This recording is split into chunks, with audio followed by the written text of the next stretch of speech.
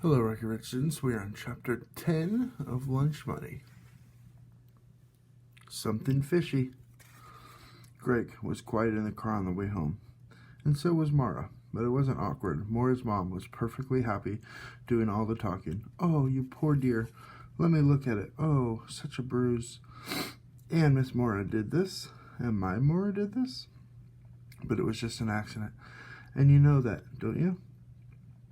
That it was an accident, not like the first time in first grade when you guys bumped Mora off the edge of the sliding board, or that time you threw a snowball into her face. But still, you poor dear, it must hurt like crazy. Is that compress still cold? Good. Now you just lean back, because we don't want your nose to start bleeding again. Not here in the car. My Mr. Shaw would give us all the black eye if that happened. I'm only kidding. But lean back farther. That's good, boy. Remember, Mora, when our Tommy got hit with the lacrosse ball, snapped his nose like a carrot. Stuck in the blood. Oh, you would not believe it. And then we got down to the field, and it was only 5 or 6 minute drive. But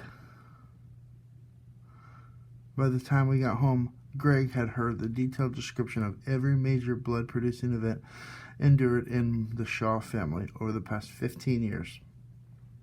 His own mom was not impressed with the condition. She gave him a quick once-over and said, "Go put a shirt in the cold water in the laundry room, then take a shower. Since I'm home a little early, I think I'm going to make lasagna for dinner. How's that sound?" And that, as it was, from his mom. By dinner time, the bruise had spread under his left eye, and his big brothers wanted details. "What do you mean an accident?" said Ross. "Did they fall off the climbing wall? Or did you get hit with a baseball? What?" Greg shook his head.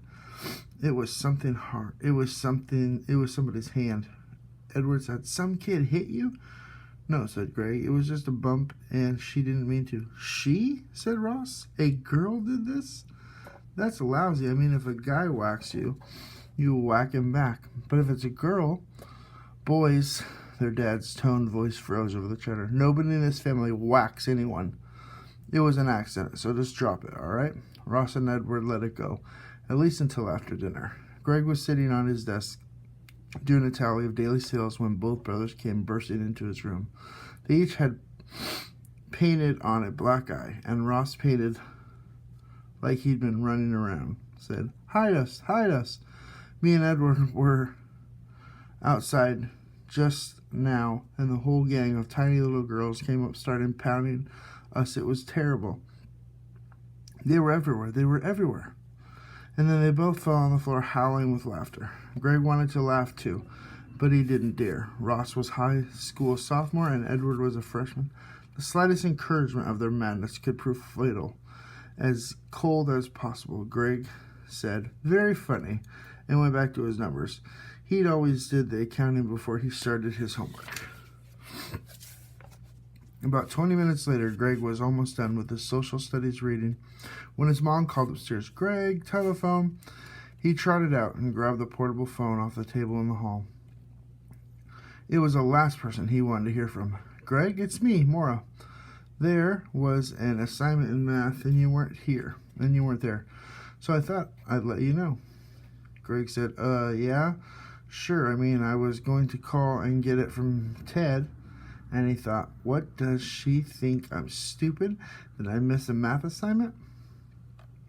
But the fairly pleasant tone of his voice said, "So what's the assignment?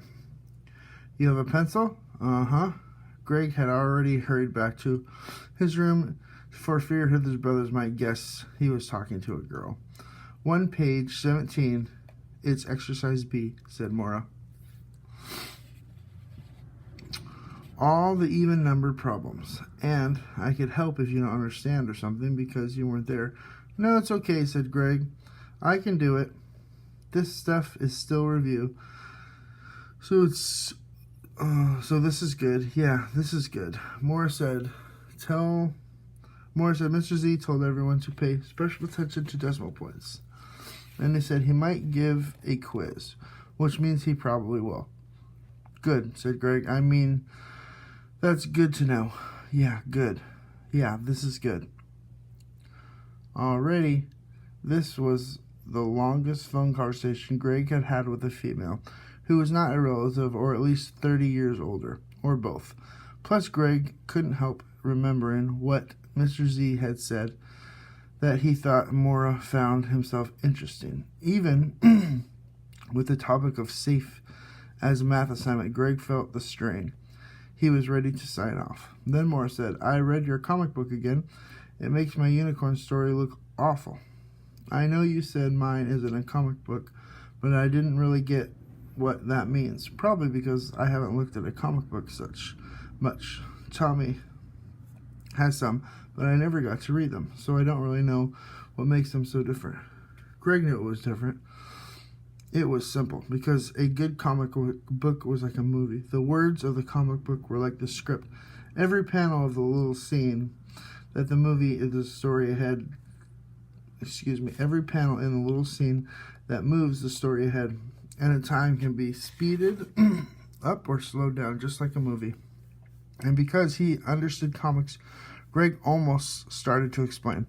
Then he remembered, this is Maura on the phone. Maura the copycat. Maura the idea thief. Moya the enemy. So Greg said, yeah, well, listen, I got to finish my social studies reading, and since you didn't want to be completely rude, Greg said, thanks for the math assignment. You're welcome, said Maura.